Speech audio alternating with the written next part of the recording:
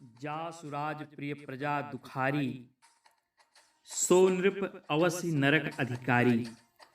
नमस्कार, मैं राजेश कुमार मिश्र एक बार पुनः आप लोगों के बीच श्री राम कथा से संबंधित कुछ प्रसंगों को लेकर के।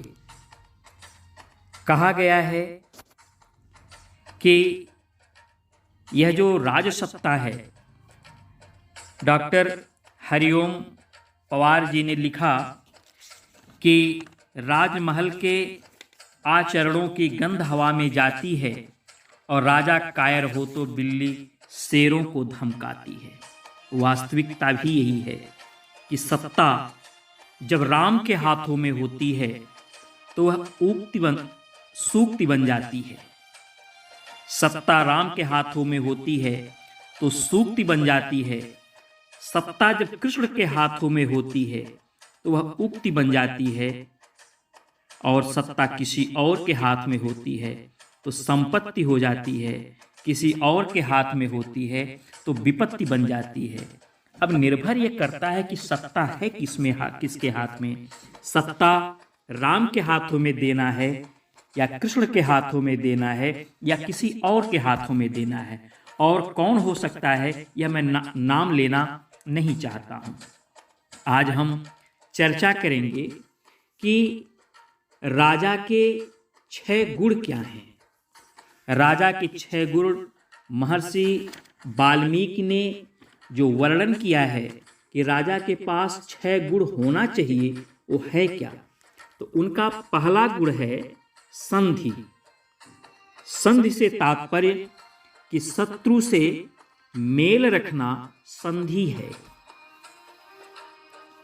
दूसरा गुण है राजा के विग्रह, अर्थात शत्रु से युद्ध छेड़ना विग्रह है।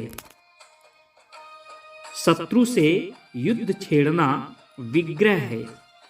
और तीसरा है राजा का गुण यान। यान क्या है? शत्रु पर आक्रमण करना यान कहलाता है। चौथा है आसन। अवसर की प्रतीक्षा में बैठे रहना आसन है। शत्रु पर आक्रमण कब करना है, इसके लिए अवसर की प्रतीक्षा में बैठे रहना आसन कहलाता है। और राजा का 5वां गुण है द्वैधी भाव।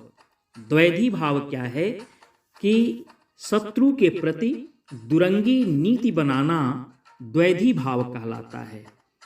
और 6ठा गुण जो राजा का कहा गया है, महर्षि वाल्मीकि ने कहा है कि अपने से समाश्रय। 6ठा गुण है समाश्रय। समाश्रय क्या है? अपने से बलवान राजा की शरण लेना समाश्रय कहलाता है।